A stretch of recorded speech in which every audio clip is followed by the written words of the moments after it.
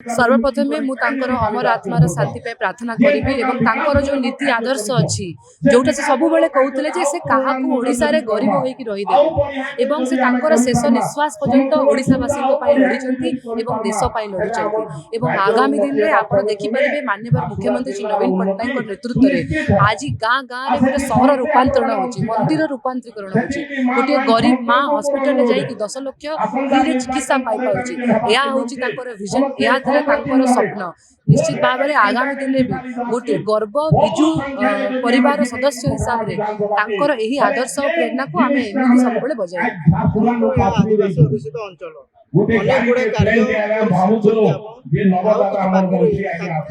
आप देखिपारे माननीय मुख्यमंत्री प्रयास आज किलमिरा आईटी परिणत